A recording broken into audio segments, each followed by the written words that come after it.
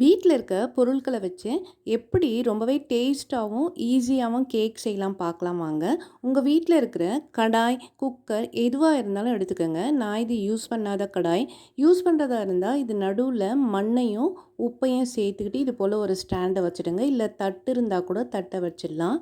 Cake கலவை ready பண்ணுறதுக்குள்ளே இதை ஒரு 10 நிமிஷம் ப்ரீஹீட் பண்ணி வச்சுக்கலாம். இப்போ கேக் செய்யறதுக்கு 1 கப் அளவு மைதா மாவு எடுத்துக்கலாம். 1 ஸ்பூன் அளவுக்கு பேக்கிங் பவுடர், 1/2 ஸ்பூன் அளவுக்கு பேக்கிங் சோடா, அதாவது ஆப்ப சோடா, இதை எல்லாத்தையும் ஒன்றா சேர்த்து நல்லா ஜலிச்சு எடுத்துக்கணும். அப்போ தான் அதில் இருக்கிற கட்டிகள்லாம் இல்லாமல் கேக் நல்ல சாஃப்டாக வரும். வீடியோ பார்க்குறவங்க இதுவரை நம்ம ஜிகே கிச்சன் சேனலை சப்ஸ்கிரைப் பண்ணலைன்னா சப்ஸ்கிரைப் பண்ணிக்கோங்க. இப்போ இந்த மாவை நல்லா ஜலிச்சாச்சு.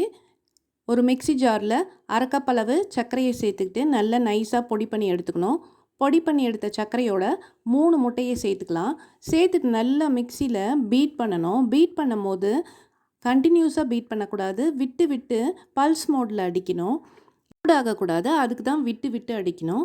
இப்போ இதில் ஆயில் வாசனை இல்லாத எண்ணெயாக சேர்த்துக்கங்க. நான் இன்றைக்கி 1/4 கப் அளவு ஆயிலும் நெய்யும் உருக்கி இதில் சேர்த்துருக்கேன். கடலெண்ணெய் தேங்காயெல்லாம் சேர்த்துடாதீங்க. இப்போ இதில் வாசனைக்காக 1 ஸ்பூன் அளவுக்கு வனிலா எசன்ஸ் சேர்த்துருக்கேன். 30 செகண்ட்ஸ் பீட் பண்ணிவிட்டு இதை ஒரு பாத்திரத்தில் சேர்த்துக்கலாம். சேர்த்துட்டு நம்ம ஜலிச்சு வச்சுருக்க மைதா மாவை இதில் கட்டிகள் இல்லாமல் நல்லா மெதுவாக கலந்து எடுத்துக்கணும். ஹார்டாக கலக்கக்கூடாது. கொஞ்சம் டைட்டாக இருக்க மாதிரி இருக்குது. அதனால் 1/4 கப் அளவு காய்ச்சி ஆற வச்ச திக்கான பாலை இதில் சேர்த்து இந்த பதத்துக்கு கரைச்சி எடுத்துக்கணும். எந்த பாத்திரத்தில் ஊற்ற போகிறீங்களோ அந்த பாத்திரத்தில் எண்ணெயை தடவிட்டு மைதா மாவை தூவி இந்த மாதிரி டஸ்டிங் பண்ணிவிடுங்க. டஸ்டிங் பண்ணிவிட்டு நாம் கலந்து வச்சுருக்க கலவையை இதில் சேர்த்துடலாம். பாதிக்கு கொஞ்சம் மேலே சேர்த்துக்கங்க.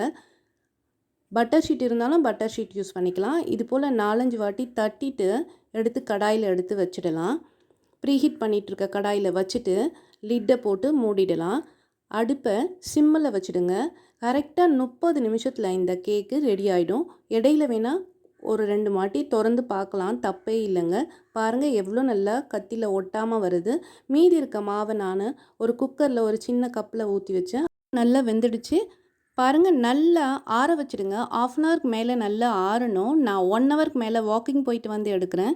இந்த ஓரங்களை லேசாக கீறிட்டு பெரட்டி போட்டு ஒரு தட்டு தட்டிங்கன்னா கேக் அழகாக ரிலீஸ் ஆகி வெளியே வந்துடும். பார்க்குறதுக்கு மட்டும் இல்லைங்க, சாப்பிட்றதுக்கு ரொம்பவே டேஸ்ட்டாக இருக்கும். நாமளே செஞ்சு கேக்கை சாப்பிடும் போது ரொம்பவே சந்தோஷமாக இருக்குங்க.